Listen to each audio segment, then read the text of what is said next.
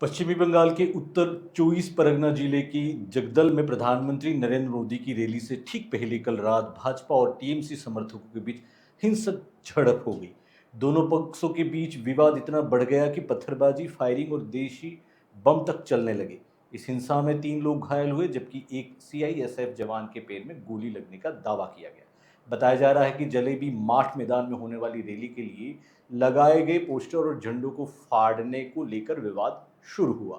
शिकायत के लिए थाने पहुंचे कार्यकर्ताओं के बीच बहस बढ़ी और देखते ही देखते झड़प में बदल गई। मीडिया रिपोर्ट के मुताबिक भाटपाड़ा सीट से भाजपा उम्मीदवार पवन कुमार सिंह के घर पर भी बम फेंका गया।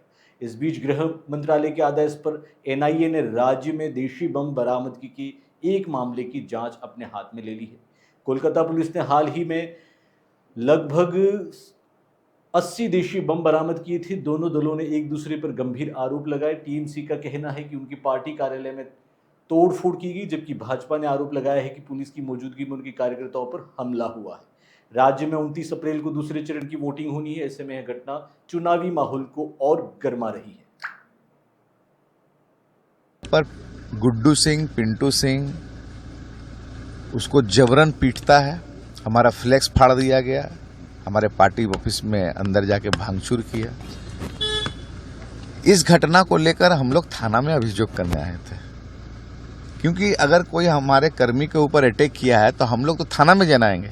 कर्मी के ऊपर हमला कर दिया, जिसमें हमारे सौरभ सिंह पुलिस के सामने थाना के अंदर सीसीटीवी फुटेज है, मीडिया फुटेज है। मीडिया फुटेज भी आपको हम दे रहे हैं।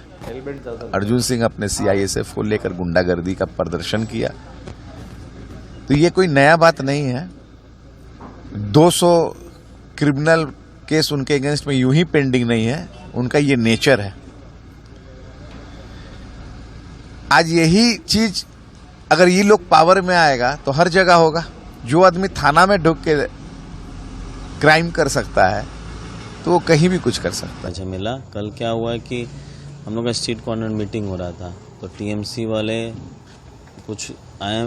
जो 17 नंबर वार्ड का काउंसलर है मनोज पांडे जी, वो आया अपने लड़कों लोगों को लेकर, वहाँ झमेला करने लगा। उसके बाद फिर हम गए आईसी के पास, जाके कंप्लेन किए कि हम लोग परमिशन लेके हम लोग जब ये स्ट्रीट कॉर्नर मीटिंग कर रहे हैं तो फिर टीएमसी वाले आके क्यों झमेला कर रहे हैं। हम लोग प्रतिवाद किए। प्रतिवाद करने के बाद थाना के पास फिर हमने कंप्लेन किया। कंप्लेन होने के बाद उन्होंने बोला कि हम एक्शन लेंगे। पर आज देखने को मिला कि वही लोग, वो लोग आज फिर जब हमारे आदरणीय नरेंद्र मोदी जी का जब हम लोग फोटो लगा रहे थे उनके स्वागत के लिए, तो उनके कुछ लड़के जाके वहाँ डिस्टर्ब कर रहे थे। और उसके बाद फिर वो लोग ही जाकर फिर थाने में प्रतिवाद करने लगे। उसके बाद फिर हमारे पिताजी गए। उसके बाद जो भी क्या हुआ उनके बीच में हमको नहीं पता चला। फिर हम जब गए तो मामला सॉर्ट आउट हो गया था। फिर हम वापस जब आए गाड़ी से, हम गाड़ी लगा कर ही जब हम अपने घर के ऊपर गए तब तक देखें कि पहले पत्थर चला।